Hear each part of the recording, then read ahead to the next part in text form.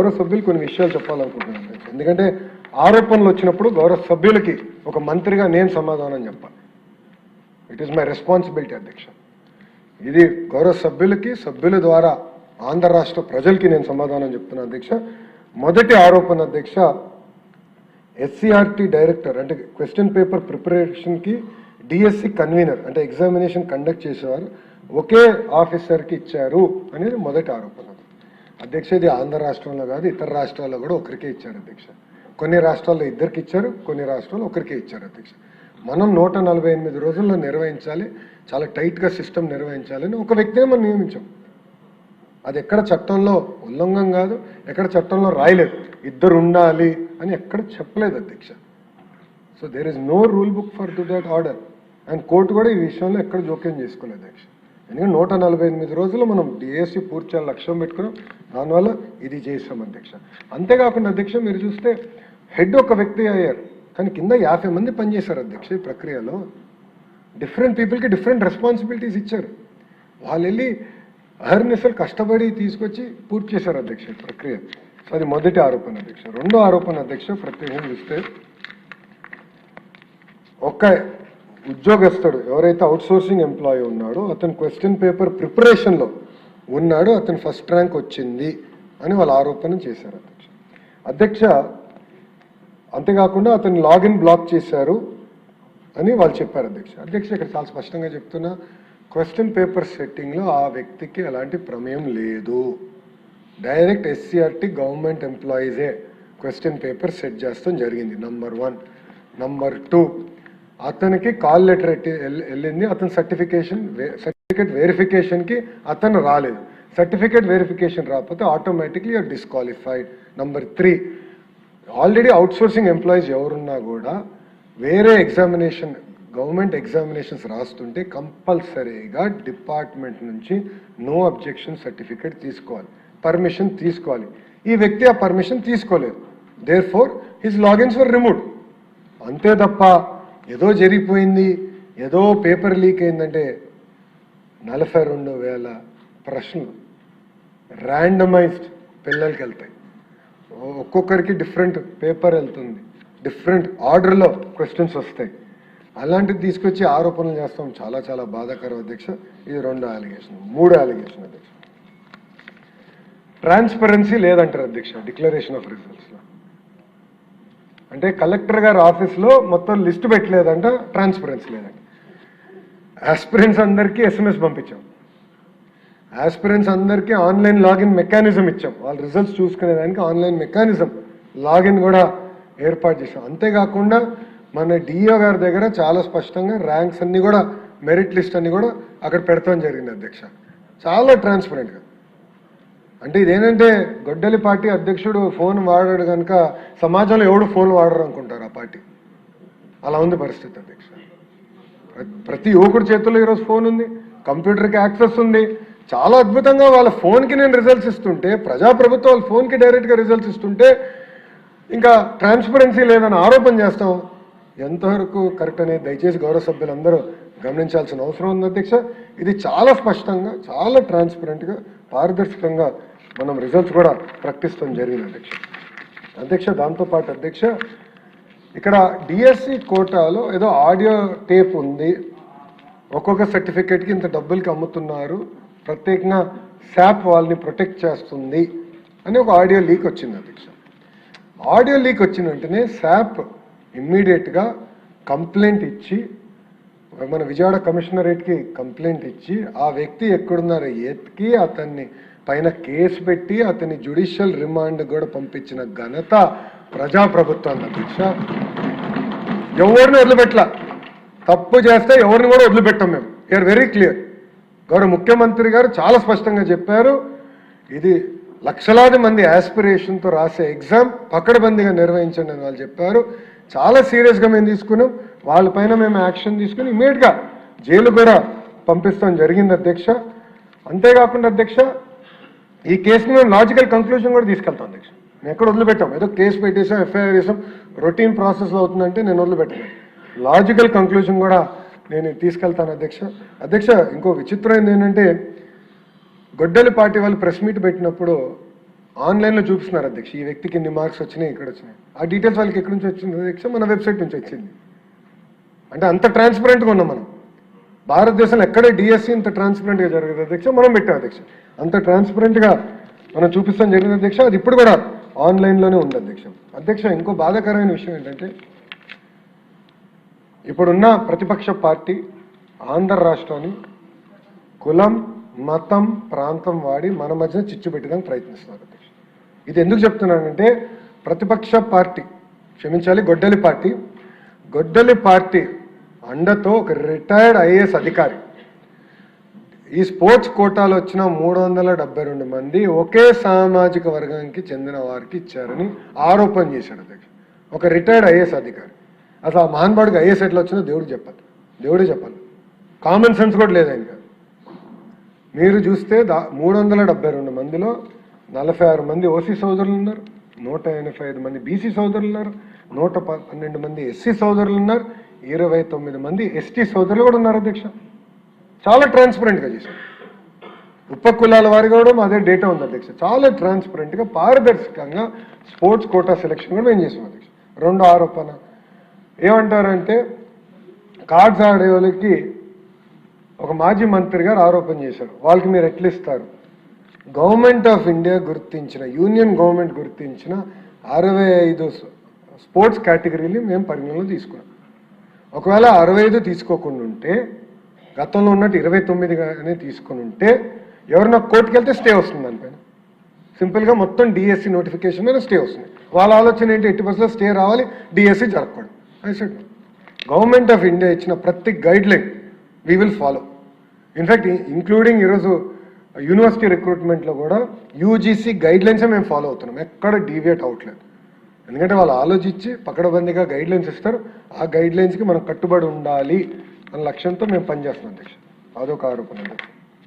అధ్యక్ష, ఇక్కడ చూస్తే అధ్యక్ష, ఇప్పుడే గౌరవ సభ్యులు చెప్పినట్లు 336 కేసులు డిఎస్సి మీద ఫైల్ అయినాయి అధ్యక్ష. ఇది నేను ఎందుకు చెప్తున్నానంటే అధ్యక్ష,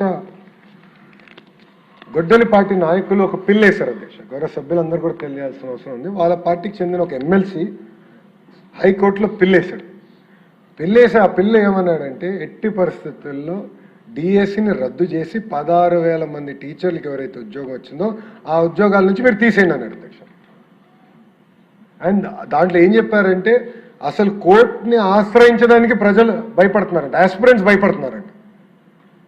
అప్పుడు కోర్టే చెప్పింది, మళ్ళీ 336 కేసులు ఎట్లా వచ్చినాయి? అంతమంది నిజంగానే భయపడుతున్నారు, స్వేచ్ఛ లేదు ఆంధ్ర రాష్ట్రంలో అంటే అన్ని కేసులు ఎట్లా ఫైల్ అయ్యాయని కోర్టు అడిగింది అధ్యక్ష.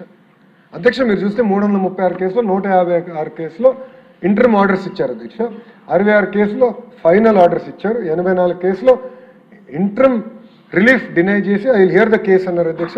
30 కేసులు ఇంకా లిస్ట్ అవ్వాలి అధ్యక్ష. 49 కేసులు positive negative, it was dismissed అధ్యక్ష. అంటే పారదర్శకంగా కోర్టు ఇచ్చేది మేము ఫాలో అవుతున్నాం అధ్యక్ష. అధ్యక్ష, 150 రోజుల్లో 148 రోజుల్లో సుమారుగా 141 కేసులు, అంటే ఈజీగా ఉంటుంది కనుక 150 రోజులు 150 కేసులు. అంటే డిఎస్సి జరగకూడదు, ఎట్టి పరిస్థితులు ఆపాలి డిఎస్సి అని వాళ్ళు అనేక విశ్వ ప్రయత్నాలు చేశారు అధ్యక్ష. అవన్నీ తట్టుకునే ఈరోజు ప్రజాప్రభుత్వం డిఎస్సి పూర్తి చేసి 16,000 మంది టీచర్ని ప్రభుత్వ పాఠశాలలకు అందిస్తాం జరిగింది అధ్యక్ష. అధ్యక్ష, ఇక్కడ మీరు చూస్తే అధ్యక్ష, చాలా స్పష్టంగా నేను చెప్పాను, ఎలాంటి పేపర్ లీక్ జరగలేదు. నంబర్ 1. నంబర్ 2, అవుట్ సోర్సింగ్ ఎంప్లాయీస్కి ఎలాంటి యాక్సెస్ టు కాన్ఫిడెన్షియల్ ఇన్ఫర్మేషన్ అనేది లేదు. మెరిట్ లిస్టు, సెలక్షన్ లిస్ట్ ఇప్పుడు కూడా ఆన్లైన్ మెకానిజంలోనే ఉంది. అది చాలా పారదర్శకంగా మేము నిర్వహించాం, ట్రాన్స్పరెంట్గా ప్రజల ముందర మనం పెడతాం కూడా జరిగింది అధ్యక్ష. అంతేకాకుండా గ్రీవెన్స్ రిడ్రెసల్కి ఎన్ని మెకానిజం ఏర్పాటు చేసాం గౌరవ సభ్యులు ఇప్పుడే చూశారు. నార్మలైజేషన్ ఏదైతే ఏపీ హైకోర్టు ఏదైతే పాటిస్తుందో నార్మలైజేషన్ విధానం, అదే విధానం మేము డిఎస్సిలో కూడా పాటించాం. హారిజాంటల్ రిజర్వేషన్ అమలు చేసాం. And at every stage technology వాడి ట్రాన్స్పరెన్సీ విత్ ఆడిట్ ట్రైల్ ప్రజాప్రభుత్వం అందిస్తాం జరిగింది అధ్యక్ష. అధ్యక్ష, గౌరవ సభ్యులకి అదేవిధంగా ఆంధ్ర రాష్ట్రంలో ఉన్న యువతి యువకుల్ని ఒక హామీ ఇస్తున్నాం అధ్యక్ష. అధ్యక్ష, చాలా పారదర్శకంగా నిర్వహించాం, ఎక్కడ ఒక్క కంప్లైంట్ ఒకటి చాలా పర్ఫెక్ట్గా నిర్వహించాం అధ్యక్ష. అండ్ గౌరవ ముఖ్యమంత్రి గారి తొలి సంతకం డిఎస్సి పైన ఉంది కనుక నాలాంటి యంగ్ మినిస్టర్కి అది వెరీ పర్సనల్ ఇష్యూ అధ్యక్ష. గౌరవ ముఖ్యమంత్రి గారు తొలి సంతకం డిఎస్సి పైన ఉందంటే ఎంత బాధ్యత అధ్యక్ష, అది నాకు ఎంత పారదర్శకంగా నిర్వహించాలి అధ్యక్ష. అంత స్పిరిట్తో నేను తీసుకున్నాను అధ్యక్ష. మా డిపార్ట్మెంట్ అంత కష్టపడింది, ఎక్కడా తప్పు జరగకుండా మేము నిర్వహించి 16,000 మంది టీచర్ని మేము నియమిస్తాం కూడా జరిగింది అధ్యక్ష. అధ్యక్ష నేను చెప్తున్నా అధ్యక్ష, we stand by the candidates. 16,000 మంది టీచర్లు మేము అండగా నిలబడుతున్నాం అధ్యక్ష, ఎందుకంటే పారదర్శకంగా నిర్వహించాం అధ్యక్ష. అధ్యక్ష మనం చూసా కొంతమంది గౌరవ సభ్యులు, మన వెంకటరాజు గారు, అదేవిధంగా గౌరవ హోంమంత్రి గారు అనిత గారు, ఇట్లా అనేక మంది గౌరవ సభ్యులు టీచర్స్ దగ్గరికి వెళ్ళారు అధ్యక్ష. టీచర్ దగ్గరికి వెళ్ళి వాళ్ళ బ్యాక్గ్రౌండ్ తెలుసుకున్నారు అధ్యక్ష. ఎలాంటి వాళ్ళు దీంట్లో ఈ ఎగ్జామ్ ద్వారా వీళ్ళు ఎట్లా క్వాలిఫై అయ్యారు, వాళ్ళ బ్యాక్గ్రౌండ్ ఏంటి. చాలా బాధ వేస్తుంది అధ్యక్ష. ఏమి లేని ఇళ్ళ నుంచి వచ్చిన వారు అధ్యక్ష. వీళ్ళందరూ బాగా కష్టపడి చదువుకుని, ఇంట్లో ఎవరు టీచర్ కాదు, ఎవరికి ప్రభుత్వ ఉద్యోగం లేదు అధ్యక్ష, కానీ వాళ్ళ ఆశ టీచర్ అవ్వాలి, కష్టపడ్డారు అధ్యక్ష. 5 సంవత్సరాలు 2019 నుంచి 24 వరకు 5 సంవత్సరాలు చూశారు. ఎప్పుడు వస్తుందా నోటిఫికేషన్, ఎప్పుడు రెడీ అవుదామా, ఎప్పుడు రెడీ అవుతాం, రాలే. 5 సంవత్సరాలు ఒక్క డిఎస్సి నోటిఫికేషన్ ఇవ్వలేదు అధ్యక్ష. నిజంగా నేను టీమ్ 11 క్యాప్టెన్ ఈరోజు వస్తే నేను అడుగుదాం అనుకున్నాను అధ్యక్ష, సూటిగా ప్రశ్నిద్దాం అనుకున్నాను అధ్యక్ష. ఎందుకు మీరు 5 సంవత్సరాలు ఒక్క డిఎస్సి కూడా నిర్వహించలేదు? చాలా పారదర్శకంగా మేము చేసాం అధ్యక్ష. ఎందుకు చేసామంటే 1 క్లాస్ 1 టీచర్ అందించాలనేది మా తపన. ఈరోజు 33% అంటే సుమారుగా 10,000 ప్రైమరీ స్కూల్స్ 1 క్లాస్ 1 టీచర్ విధానం మనం ప్రభుత్వం తీసుకొచ్చిందంటే దానికి కారణం 16,000 మంది టీచర్ రిక్రూట్మెంట్ అధ్యక్ష. అండ్ మెరిట్ మెయింటైన్ చేశాం, అదేవిధంగా సోషల్ జస్టిస్ కూడా చేశాం అధ్యక్ష. అందుకే ఫ్యాక్ట్స్ అని గౌరవ సభ్యుల ముందు పెట్టాలని నిర్ణయించుకున్నాను. సభ్యుల ద్వారా ప్రజలు కూడా తెలియజేయాల్సిన అవసరం నా పైన ఉంది అధ్యక్ష. అంతేకాకుండా అధ్యక్ష మీరు చూస్తే నేను కమిట్మెంట్ ఇస్తున్నాను అధ్యక్ష, యువతకి నేను కమిట్మెంట్ ఇస్తున్నా. ఎవ్రీ ఇయర్ ప్రజాప్రభుత్వం డిఎస్సి నిర్వహిస్తుంది, నో సెకండ్ థాట్, మేము వెనక్కి వెళ్ళాం. ఈ ఇయర్ కూడా మెగా జాబ్ క్యాలెండర్లో 3,000 టీచర్ పోస్టులతో డిఎస్సితో మేము భర్తీ చేస్తున్నాం. That is the commitment. Every year DSC మేము చేస్తాం అధ్యక్ష. ఈరోజు మెగా జాబ్ క్యాలెండర్ ద్వారా సుమారుగా 10,060 పోస్టులు భర్తీ చేసాం. గ్రూప్ 1 గ్రూప్ 2 డిఎస్సికి ఇచ్చాం అధ్యక్ష. టెట్ ఎగ్జామ్స్ ఇప్పటికీ పూర్తి చేసుకున్నాం అధ్యక్ష. 2-3 రోజుల క్రితమే పూర్తయింది అధ్యక్ష టెట్ ఎగ్జామ్ కూడా. ఇంత వాళ్ళ ఆరోపణలు చేసినా ఎక్కడ ఆగట్లేదు అధ్యక్ష. సిస్టమ్ ముందరికి వెళ్తున్నాం, పూర్తి చేసాం. ఉగాది లోపల టీచర్స్ అందరినీ మళ్ళీ సిస్టంలోకి తీసుకొచ్చి నెక్స్ట్ అకాడమిక్ ఇయర్కి ట్రైన్ చేసి స్కూల్స్ పంపించే బాధ్యత ప్రజాప్రభుత్వం తీసుకుంటుందని గౌరవ సభ్యులందరూ కూడా తెలియజేస్తున్నారు అధ్యక్ష. అందుకే అధ్యక్ష యువత కూడా విషయం ఆలోచించాలి అధ్యక్ష. ప్రభుత్వం అవకాశాలు కల్పిస్తుంది, ఆ అవకాశాలు పుచ్చుకోవాల్సిన బాధ్యత మీ పైన ఉంది.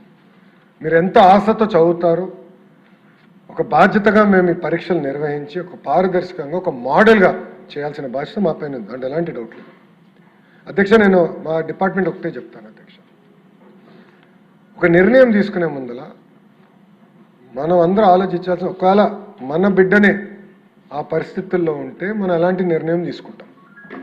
Keep child a centre of our universe. నేను ఎప్పుడు ఆలోచిస్తాను అధ్యక్ష, ఒక రిఫార్మ్, ఒక సంస్కరణ తీసుకురంటే నేను ముందు నా కొడుకు గురించి ఆలోచిస్తాను అధ్యక్ష. దేవాంశ్కి ఇది ఎట్లా ఎఫెక్ట్ అవుతుంది, ఇది పాజిటివా నెగిటివా, అట్లా ఆలోచించి దాని తర్వాతనే మనం నిర్ణయం తీసుకోవాలి. నేను డిపార్ట్మెంట్కి ప్రతి మీటింగ్లో చెప్తాను అధ్యక్ష, ఎవ్రీ మీటింగ్ నేను చెప్తాను. ఎందుకంటే పిల్లలు ఉన్నారు, తల్లిదండ్రులు ఉన్నారు, ఆస్పిరెంట్స్ ఉన్నారు, అందరూ చూస్తున్నారు మన వైపు, కోట్లాది మంది మన వైపు చూస్తున్నారు. ఒక మోడల్గా మనం చేయాలి. ఏం చేసినా భారతదేశంలో నంబర్ 1 మోడల్ ఆంధ్ర రాష్ట్రం చేయాలి. ఆ లక్ష్యంతో మేము చేస్తున్నాం అధ్యక్ష. మన జరిగిన ఎగ్జామ్స్లో కొంతమందికి అవకాశం రాలేదు, ఎస్ మళ్ళీ ఎగ్జామ్స్ నిర్వహిస్తున్నాం. Definitely prepare. ఎగ్జామ్స్ త్వరలో ఆల్రెడీ జాబ్ క్యాలెండర్లో మేము ప్రకటించాం ఎప్పుడు ఎగ్జామ్స్ ఉంటాయి. టెట్ అయింది, ఇంకా డిఎస్సి నోటిఫికేషన్ కూడా ఇస్తాం. ప్రిపేర్ అవ్వండి, మళ్ళీ మెరుగైన అవకాశం మీకు వస్తుంది, దాంట్లో మీకు ఎలాంటి సందేహం లేదు. చాలా పారదర్శకంగా నిర్వహిస్తున్నాం. కాబట్టి మీరు సలహా సూచనలు కూడా ఇవ్వండి. We're open. ఒక మంత్రిగా I'm ready to take feedback. గౌరవ సభ్యులు మీరు ఇవ్వండి, ఆస్పిరెంట్స్ కూడా నాకు ఫీడ్బ్యాక్ ఇవ్వండి. ఇంకా ఈ సిస్టమ్ని ఎట్లా రాక్ సాలిడ్ చేద్దాం, పర్ఫెక్ట్ మెకానిజం ఎట్లా చేయాలి మీరు చెప్పండి.